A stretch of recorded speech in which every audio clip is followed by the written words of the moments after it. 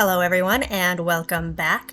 Today I am going to be showing you my process for creating this particular painting, but I am going to simplify the steps because I have talked about pet portrait painting in a watercolor style in Procreate before. If you need a refresher or you haven't seen those videos, here is a link to a couple of them, and let's get started.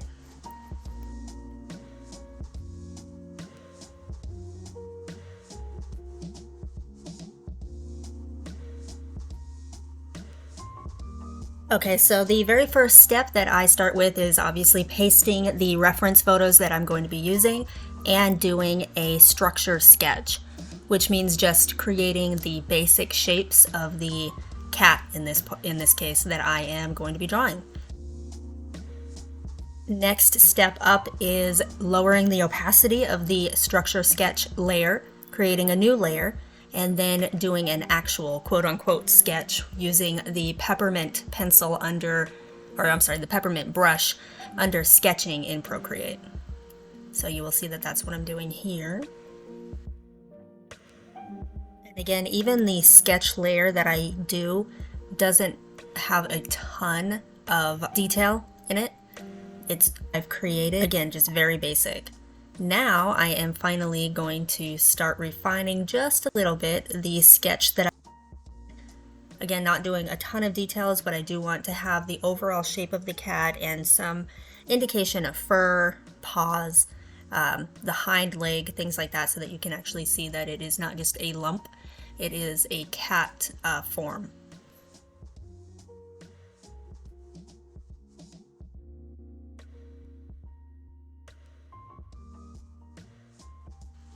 Once I am happy with the sketch of the cat, I'm going to have the cat not just floating in space, and I'm going to sketch a little bed for him to be laying on.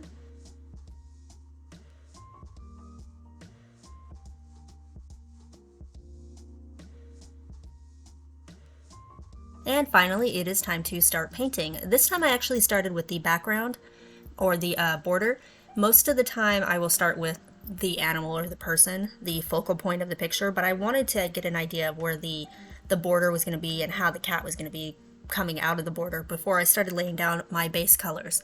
You'll see that I started with base colors of like a mix of pink and blue and yellow. That's because the majority of this cat is white, and I like to add a little bit more color interest to white areas than having them just be left plain white.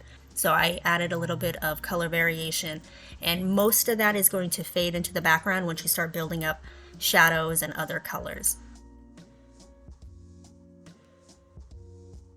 I like to do a very loose watercolor type brush of wash of color for all of the elements that I am currently doing: the bed, the background, the base layers of the cat, and then build up from there.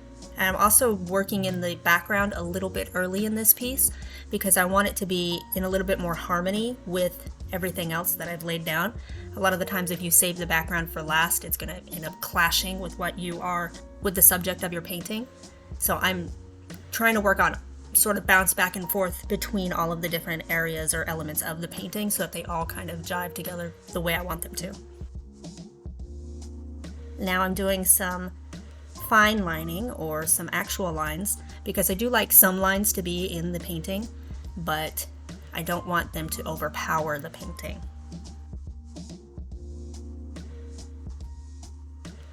Now I can finally work in some detail shadows with probably my favorite detail brush. It's in the watercolor brush set that I have purchased, and I will link it in the description box below, and also just name the brush that I use for my detail shadows. This was a commission piece for a person who lost their kitty, unfortunately. And what I do a lot of the times with commission pieces like that is I will add a little halo or some indication of the animal's passing. But overall, I still want the picture to be sort of a sweet memory or a sweet painting. And finally, I'm going to go ahead and sign the picture and do just a few more finishing touches and call this one done. I'm going to let you guys enjoy watching the rest of the video. And as always, if you have any comments or questions, feel free to leave them below.